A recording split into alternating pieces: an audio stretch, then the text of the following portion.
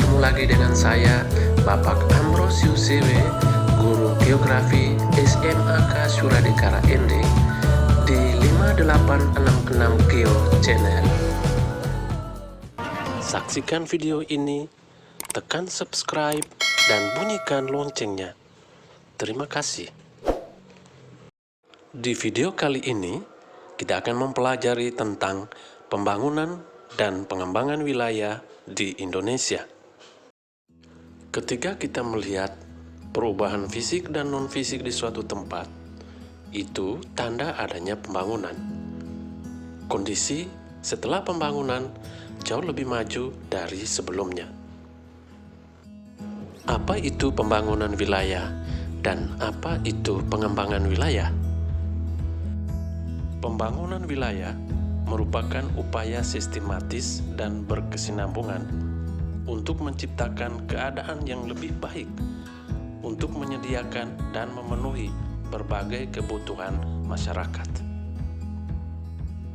Pengembangan wilayah dimengerti sebagai rangkaian upaya untuk mewujudkan keterpaduan dalam penggunaan berbagai sumber daya, merekatkan dan menyeimbangkan pembangunan nasional antar sektor-sektor dan antar kawasan.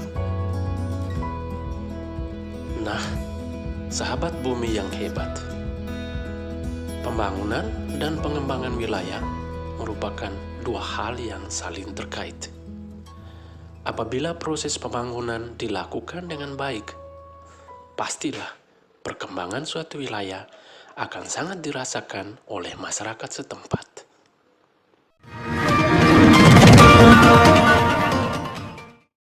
Apa saja kendala dan tantangan pembangunan dan pengembangan wilayah di Indonesia? Mari kita pelajari beberapa hal berikut. Pertama, pembangunan antar sektor tidak merata. Hal ini disebabkan oleh minimnya infrastruktur dan transportasi yang dimiliki. Kedua, pemanfaatan potensi sumber daya wilayah yang belum maksimal. Hal ini disebabkan oleh rendahnya kualitas sumber daya manusia yang kita miliki, baik tenaga ahli maupun tenaga terampil. Tantangan ketiga adalah kesenjangan pembangunan wilayah-wilayah perkotaan dengan pembangunan di wilayah-wilayah desa. Upaya untuk mengurangi kesenjangan tersebut dapat dilakukan dengan kebijakan prioritas pembangunan di wilayah-wilayah desa. Dan tantangan yang keempat yang paling terasa adalah adanya kesenjangan pembangunan di kawasan barat Indonesia seperti Jawa, Sumatera, Bali, lebih cepat maju dari kawasan timur Indonesia seperti di Kalimantan, Sulawesi, Maluku, Nusa Tenggara, dan Papua.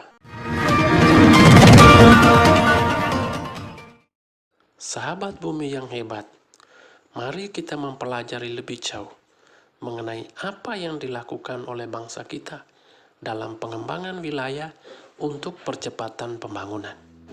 Pertama, bahwa kebijakan pembangunan harus sesuai dengan kebutuhan masyarakat, sesuai dengan kondisi wilayah, dan bersifat dinamis. Kedua, ada pemahaman teoritis bahwa adanya hubungan sebab akibat antara faktor pembentuk ruang wilayah, baik faktor fisik maupun faktor non-fisik. Oleh karena itu, pembangunan di sektor infrastruktur pendukung pemanfaatan potensi dan sumber daya wilayah menjadi prioritas. Ada beberapa model pengembangan wilayah untuk percepatan pembangunan. Model yang pertama, pengembangan wilayah pertumbuhan utama. Wilayah Indonesia dibagi menjadi 4 wilayah pertumbuhan utama. Yang pertama, wilayah pertumbuhan A yang berpusat di Medan, wilayah pertumbuhan utama B yang berpusat di Jakarta, wilayah pertumbuhan utama C yang berpusat di Surabaya, dan wilayah pertumbuhan utama D yang berpusat di Makassar. Wilayah pusat pertumbuhan utama akan membawahi beberapa daerah-daerah pertumbuhan. Misalnya, wilayah pertumbuhan utama A yang berpusat di Medan akan membawahi wilayah 1 dan 2 yang meliputi Aceh, Sumatera Utara yang berpusat di Medan, Sumatera Barat, Riau yang pusatnya di Pekanbaru, dan seterusnya. Dan kita lihat NTT itu berada di dalam wilayah pertumbuhan utama D yang berpusat di Ujung Pandang atau Makassar yang termasuk dalam wilayah 8 yang meliputi NTB, NTT, Sulawesi Selatan, Sulawesi Utara yang berpusat di Ujung Pandang. Model kedua, kawasan pengembangan ekonomi terpadu atau KAPET. Kepres nomor 150 tahun 2000 mengatur tentang kawasan pengembangan ekonomi terpadu. KAPET ini dimaksudkan untuk mendorong pertumbuhan wilayah berbasis keunggulan komoditas ekonomi di wilayah provinsi. NTT mempunyai KAPET yang berpusat di Mbai. Model ketiga, pengembangan kawasan ekonomi khusus atau KEK. Mari perhatikan peta KEK Indonesia. Ada 12 kawasan ekonomi khusus di Indonesia. Pengembangan kawasan ekonomi khusus ditujukan pada pertumbuhan dan pemerataan pembangunan dengan kontribusi peranan sektor jasa, industri pengolahan, dan pertanian untuk peningkatan kawasan strategis seperti kawasan ekonomi khusus, kawasan industri, kawasan perkotaan, kawasan pariwisata, kawasan berbasis pertanian. Ini tertuang dalam Rencana Kerja Pemerintahan tahun 2018.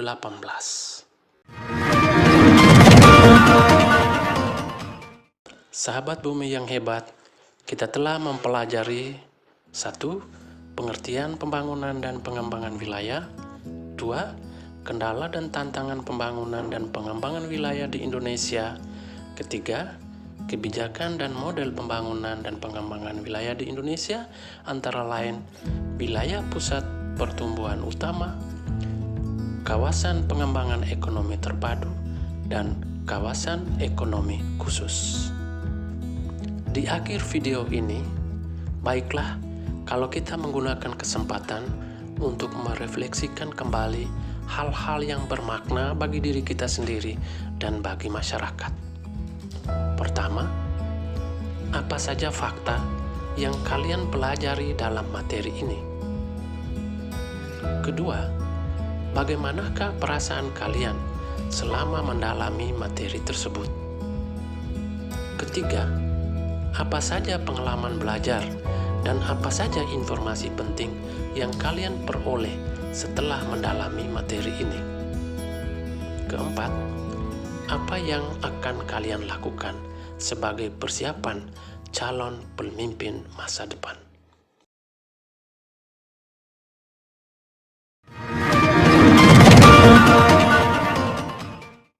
Sahabat bumi yang hebat, kita telah mempelajari materi ini.